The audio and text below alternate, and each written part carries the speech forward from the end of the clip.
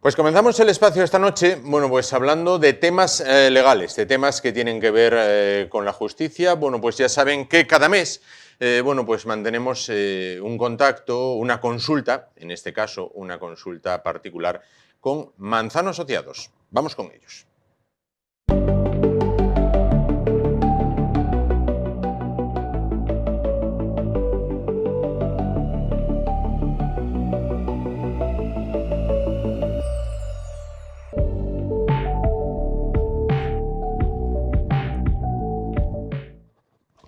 Bueno, Manzano Asociados, con despacho en el número 56 de la calle Uría, en la capital asturiana. Vamos a hablar a continuación, bueno, pues de temas que tienen que ver con familia, con los menores y por tanto, bueno, y más temas. Y por tanto son temas, bueno, pues o asuntos tremendamente sensibles. María Jesús, ¿qué tal? María Jesús Manzano, abogada y directora de Manzano y Asociados en el número 56 de la calle Uría de Oviedo. ¿Qué tal? Buenas noches, Juan. Bien, bueno, ¿tú qué tal estás? Bien, encantados de que estés con nosotros en lo que es ya la recta final de esta temporada. Nos quedan solo 2 días para irnos de vacaciones. Bueno, por fin. Bueno, vamos a hablar de menores, vamos a hablar de familia, menores. Entiendo que es un tema muy sensible en todos los problemas legales que puedan afectar a los menores. ¿La legislación española es todo lo completa que debería ser o podría ir un poquito más allá? Bueno, la legislación española, como prácticamente todas las legislaciones actualmente del mundo, están dentro de la Convención de Naciones Unidas sobre Derechos del Niño, que se creó en 1989 y ya España lo ratificó en 1990. Entonces, lo que es la legislación en tema de menores es muy completa en España. Hay una protección integral del menor. Date cuenta que el menor es el interés superior que debe de protegerse y por lo tanto la protección que hay respecto de los menores es bastante completa, muy completa podríamos decir. Vamos solamente a decir que entra dentro del acuerdo marco de la Convención de Naciones Unidas, donde están 196 países, solamente Estados Unidos no forma parte de la Convención. Pero no, Estados Unidos es reacio a suscribir acuerdos de derecho internacional. Lo que pasa que sí es cierto que en esta Convención de Naciones Unidas sobre Derechos de los Niños, aunque no la ha suscrito, y ha habido varias opciones y ha habido varios intentos, no ha llegado a suscribirlo, pero sí han participado activamente y ya desde su presidente Ronald Reagan, me parece que era, que actuaron activamente, pero son reacios a la suscripción de acuerdos de derecho internacional, son muy suyos. Qué curioso. Bueno, entonces entiendo que en los temas de divorcios, pensiones, custodias, que los veíamos el mes pasado, ¿no? ¿El menor debe ser siempre la parte más protegida e incluso intocable? Bueno, es la parte más protegida y es intocable. O sea, ya te digo que el interés de superior protección es el menor, siempre. Entonces, toda la legislación que afecta a menores, tanto desde el punto de vista administrativo, familiar, penal, o sea, tienes leyes en todos los ámbitos que protegen al menor ante cualquier situación que pudiera darse. Claro.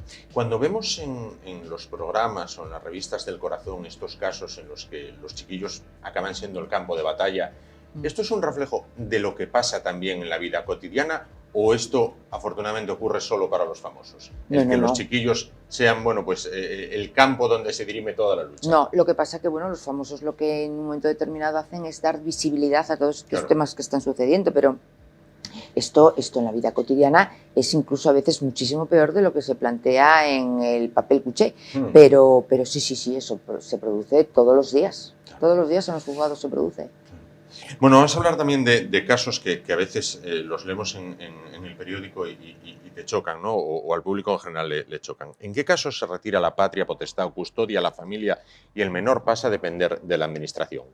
Bueno, la patria potestad supone unos deberes intangibles de protección del menor, pero una protección integral, es decir, tanto física, mental, educacional, de alimento, acompañamiento, o sea, es integral, es todo.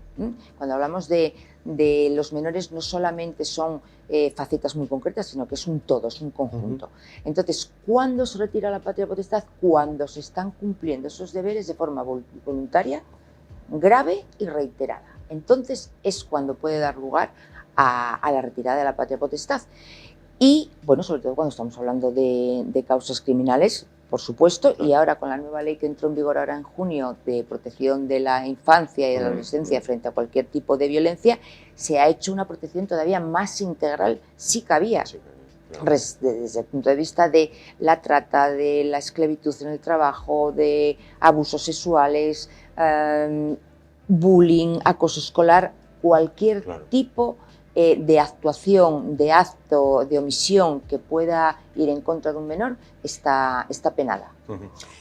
Pregunto yo, antes de que el menor pase a ser tutelado por el Estado o por el Principado, en este caso, ya que estamos en Asturias, y se retira la custodia a los padres, ¿se recurre antes a abuelos, tíos o directamente ya se pasa al Estado? Bueno, a la administración, vamos. No, el procedimiento de retirar la patria potestad, que tiene que ser evidentemente por una resolución judicial, esa es, relativamente no rápida, pero bueno, y es compleja, pero bueno, se produce en un cierto tiempo, que es prudencial. El tema ya de pasar a servicios sociales, que bueno, evidentemente tiene que ir a la par, pero en primer lugar lo que tiene que haber es una detección del problema. Sí. Claro. Luego, un estudio, hay que estudiar las posibilidades familiares de ese menor. Si hay personas que también estén dispuestas a hacerlo, se llama la familia, los abuelos, tíos, familia cercana, y los servicios sociales, bien municipales o bien autonómicos, lo que hacen es un estudio de la situación. Incluso los propios familiares más directos pueden solicitarlo, y si evidentemente cumplen los requisitos y es una familia absolutamente normal, no habría ningún problema. No tiene por qué haber directamente un acogimiento de ese menor por parte de familias que están de alguna manera metidas en los programas de los servicios sociales. No, podrían ir con la familia, sí. Pueden ir con la familia, claro. Bueno, vimos hace un par de meses, lo recordarán, menores centenares que cruzaron de manera ilegal la frontera en Melilla. Bien, y se dijo, no se les puede devolver precisamente porque son menores. ¿Cómo ocurre esto cuando sus propios padres, al parecer en algunos casos, eran quienes los enviaban a que cruzaran de manera ilegal dicha valla? Bueno, el tema es complejo porque hay mucha protección sobre los menores, pero claro, evidentemente también se puede sortear de alguna manera. Y no es que se sortee porque está contemplado por el Comité de Naciones Unidas para los Refugiados, ACNUR, ya en el pacto de 2012-2013 se plantea que todos los estados tienen que proteger absolutamente a los menores, vengan de donde vengan y como vengan. Entonces, son menores no acompañados, como muy bien implica las siglas de los MENAS, que son menores o adolescentes de 18 años extranjeros que no vienen con ningún padre, madre o figura legal que allí se considere semejante, y por tanto al llegar aquí pues son acogidos y tienen los mismos derechos, exactamente igual, y el mismo derecho a protección que los menores del país de acogida. ¿Qué es lo que sucede? Vamos a ver, las autoridades lo primero que pretenden o lo primero que intentan es la reagrupación de la familia. Entonces lo primero que hacen es llamar a esas familias, pero muchas veces este proceso migratorio está directamente alentado por esos padres. ¿Por qué? Porque tienen un concepto, en este caso vamos a hablar del tema español, ¿no? De cuando llegan a España. Tienen un concepto de España vida y lujura. Bueno, marchan de un sitio donde evidentemente viven muy mal, están en situación extrema. Entonces dicen, bueno, llegan a España, consiguen un trabajo, tienen una protección del Estado y luego se puede permitir la reagrupación familiar, que es traer a los padres hacia acá. Pero claro, cuando llegan aquí se encuentran en una situación muy distinta. En primer lugar, procesos administrativos muy largos. Claro, que ese es el mayor problema.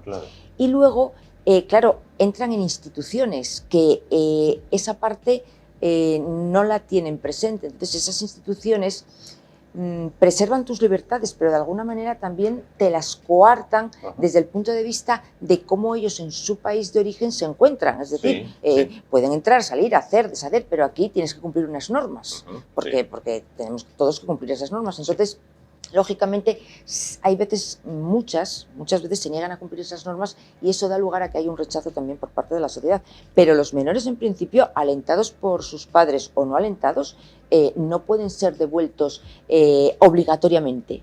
Es decir, se puede permitir la reagrupación, por eso se estaba llamando a aquellas familias, me parece que fueron solamente 5 o 6 familias las que aceptaron que volvieran sus hijos allí. El resto no quisieron, con lo cual no hay obligación de devolución de los menas.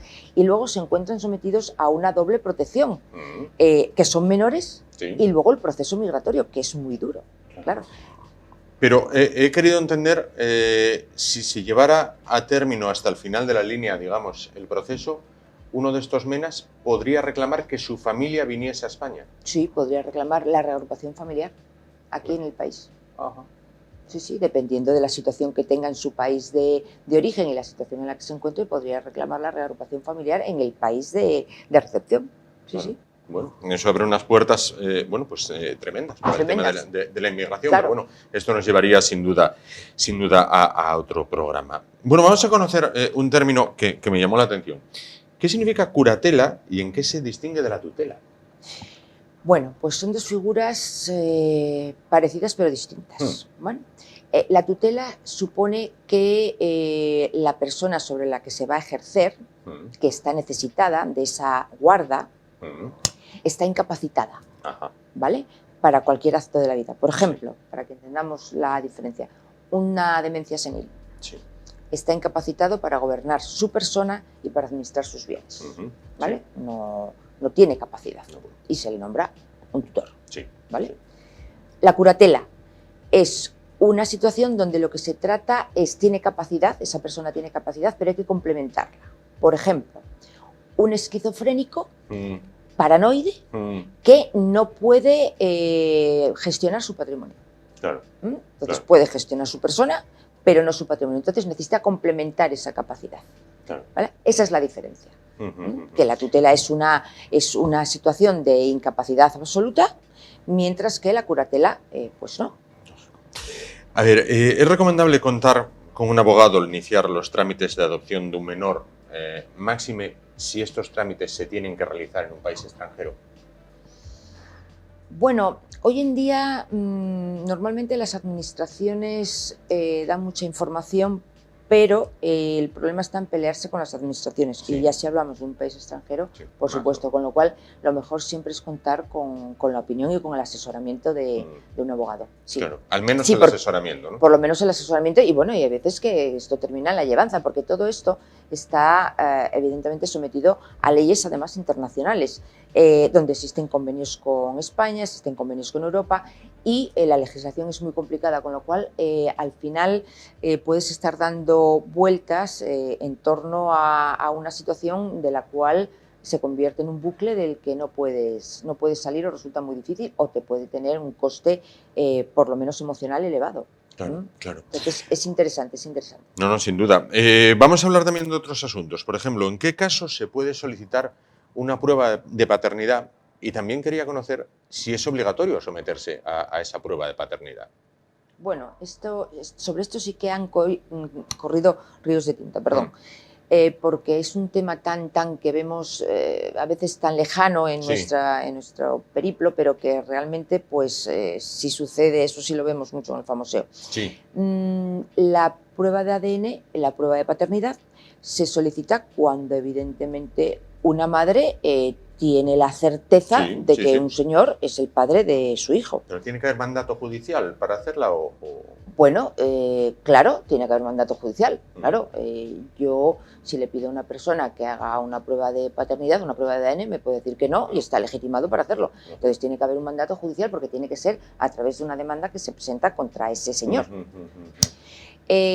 Vamos a ver, la prueba de ADN se puede negar, ¿vale? La negación de hacerse la prueba de ADN por sí sola, solamente ese hecho, no confirma la paternidad.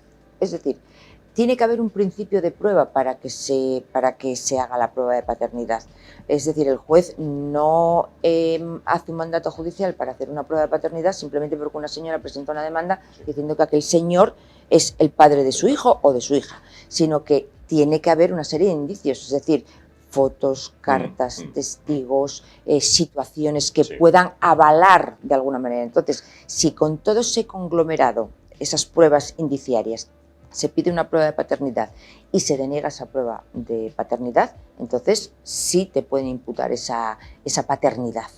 Pero si lo que se presenta, evidentemente no hay prueba de ningún tipo y tú te niegas a hacer una prueba de ADN, pues simplemente te has negado y no pueden imputarte una paternidad simplemente por el hecho de negarte a hacer la prueba. Claro. No vuelvo a la pregunta que hice antes. ¿Esto es solo del famoseo o también en el día a día se trabajan estos casos? Se trabaja menos, o sea, no hay tantas situaciones tan complicadas, pero, hombre, hay alguna, pero hay alguna más de que buscar la prueba de paternidad para decir, tú eres mi padre, de ellos para decir, este no es mi hijo. ¿Ah, sí? O hija, sí.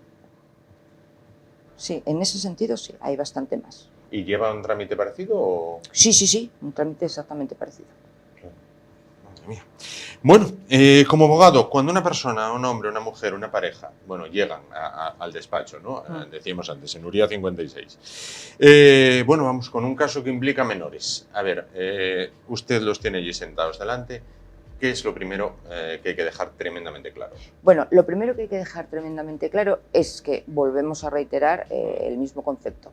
El menor es el interés de máxima protección y, por lo tanto, eso no se puede tocar. Es decir, todo lo que se vaya a hacer, todo lo que se vaya a argumentar tiene que ser en favor de los menores. Es decir, ellos pueden discutir o pueden dialogar o pueden intercambiar ideas sobre todo lo que a ellos les concierne, pero todo lo que concierne a los menores tiene que ser absolutamente pulcro y neutral. Y evidentemente lo primero que se les dice es que hay que quitar a los menores del medio, o sea, no utilizarlos como campo de batalla ni como intercambio de absolutamente nada. Lógico. Eso es lo primero que se les dice cuando hay menores. Lógico. Hace unas semanas, bueno, fue también tremendamente mediático el tema de la conocida popularmente como ley trans. Bueno, hay mucha gente, yo muchas veces incluido, nos podemos perder en todas las siglas, bueno, de distintas acepciones. Han corrido y corren ríos de tinta en torno a esta ley. Pero quería aclarar un tema, que oí por la radio en un sentido y en el contrario. Un menor puede autodeterminar, vamos a decir así, su sexo con ir al registro. Sí, tal como se plantea. El anteproyecto de ley, que lógicamente, como sabemos, tiene que pasar al Parlamento y requiere una serie de informes del Consejo de Fiscales, del Consejo General del Poder Judicial y del Consejo de Estado, pero el anteproyecto no lo dice claramente, pero es una autodeterminación del sexo. Entonces, los mayores de 16 años pueden acudir por sí mismos al registro a hacer el cambio. Entre 14 y 16 pueden con mandato judicial. Sí. Entre 12 y 14 necesitan aprobación judicial y bueno, cumplirse una serie de requisitos. Y si eres menor de 12 años, puedes cambiar de nombre, pero no de sexo. Entonces, bueno, salvo en el caso de 14 a 16, que tienen que ir con un mandato judicial acompañados de un padre, madre o responsable, sí, parece ser, según el anteproyecto, sí. O sea, entonces, digamos, la opinión paterna o la potestad paterna, cuando digo paterna, digo paterna y materna, vamos a ver, ¿dejaría de contar a los 16? No es que deje de contar, es que no cuenta para esto. Bueno, ¿dejaría de tener validez o ya no sería una condición sine qua non? No sería una condición sine qua non. Vamos a ver, la esencia de este anteproyecto de ley, en definitiva, es que desde hace miles de años, desde el comienzo de los tiempos, tu sexo viene determinado por tus genitales. Sí. ¿Vale? Entonces, al nacer, con independencia de lo que puedas llegar a ser o no ser, te inscriben en el registro con ese sexo y con un nombre. Sí. Claro, con el paso de los años, bueno, ahora está demostrado que hay menores que dentro de sus cuerpos, pues parece ser que pueden no encontrarse. Entonces, eso ya les legitima, con independencia del sexo con el que hayan nacido o con el cuerpo en el que hayan nacido, para poder acudir al registro y hacerlo sin el consentimiento de los padres, porque eso es inherente a esa persona y no depende de terceros. Claro, el tema plantea mucha problemática, porque la cuestión no radica en en el hecho de ir o de no ir, porque al fin y al cabo lo mismo que puedes ir para de llamarte Pepe a llamarte Pepa o de Pepa pasar a Pepe otra vez, el problema radica en que no hay madurez. No hay madurez de ningún tipo. Entonces, hoy pueden querer ser una cosa y mañana otra. Y que hay un porcentaje de casos en los que es muy claro, pero hay otros en los que son muy dubitativos. Y tú, cuando legislas, tienes que legislar pensando en todas las situaciones. Entiendo entonces, si esto ocurre como antes, ¿no? Nos llevaría a un debate muchísimo más largo. Esto podría ser un primer paso para rebajar la mayoría de edad. Actualmente está en 18, pero si con 16 tengo potestad para decidir qué soy, también tendría que tener potestad para muchísimas más cosas. Bueno, no, la mayoría de edad no la van a rebajar, por lo menos en lo que se prevé a un largo tiempo, ¿no?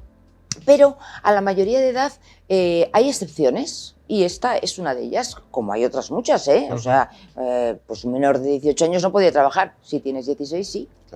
Claro, un menor de 18 años no puede hacer determinadas cosas. Si tus padres te conceden la emancipación judicialmente, sí. ¿Vale? Son excepciones, ¿vale? Entonces, no creo que vaya a dar lugar a una rebaja de la mayoría de edad, porque es que la mayoría de edad, que antes era 21 años. Sí, antes era 21. Sí. Claro, se rebajó a los 18 porque, bueno, hubo una evolución social también, donde efectivamente se vio que la evolución y la madurez pues se podía alcanzar mucho antes, no hacía falta llegar a los 21 años, pero no va a haber una rebaja porque con 16, 17 años la madurez, ese intelecto no ha madurado, entonces es una cuestión, la mayoría de edad no es una cuestión de alcanzas un determinado número, es una cuestión de madurez. Bueno, hay estados, valga la redundancia, en Estados Unidos que todavía creo que están en 21, en 21 la mayoría de edad, sí, ¿no? Sí. Hay estados, en algunos están en 21 años. Aún está, sí. Bueno, el que un hombre pueda declarar que se siente mujer, vamos a ver, ¿puede ser a la larga un prejuicio para las mujeres en muchos ámbitos?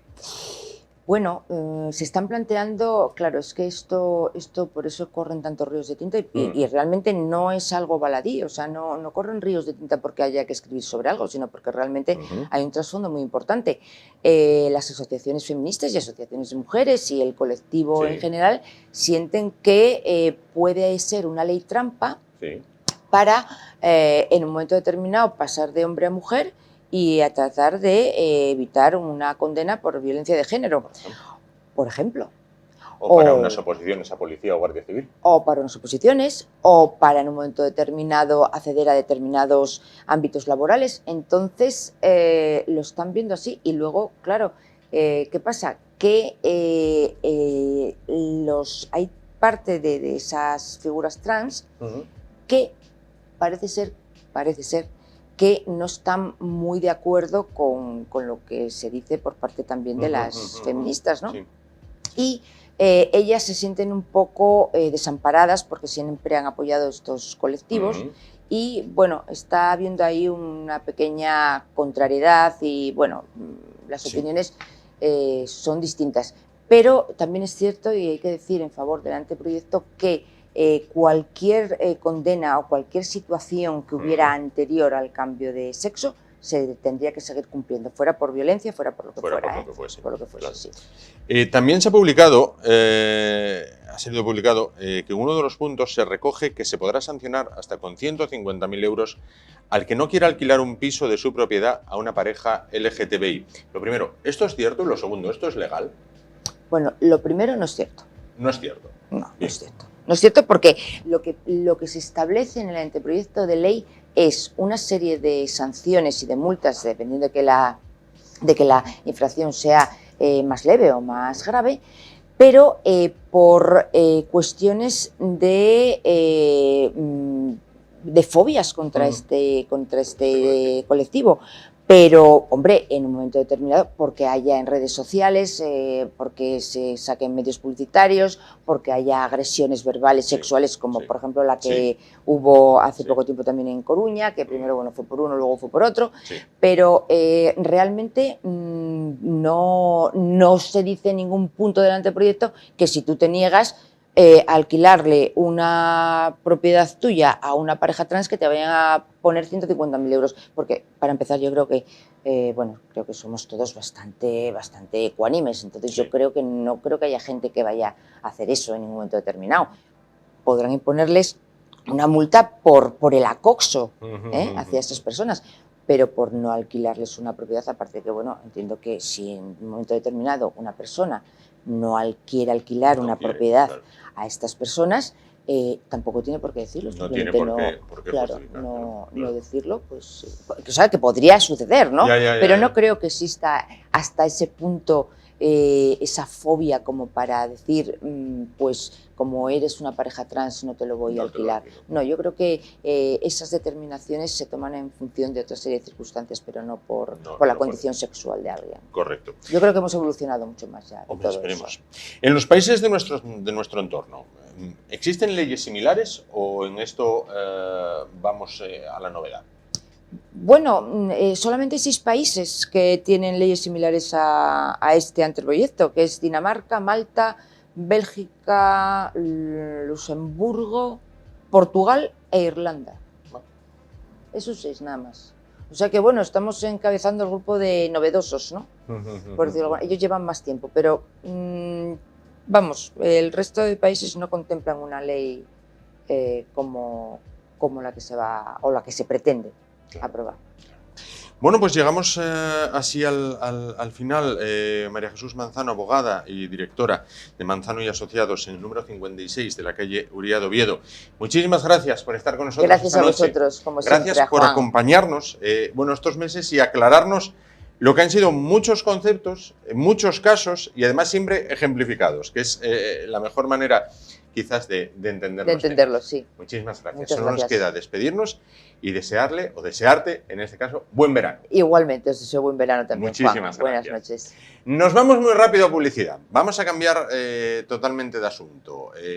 A la vuelta, de tan solo un momentín, y continuamos el programa esta noche. Hasta ahora.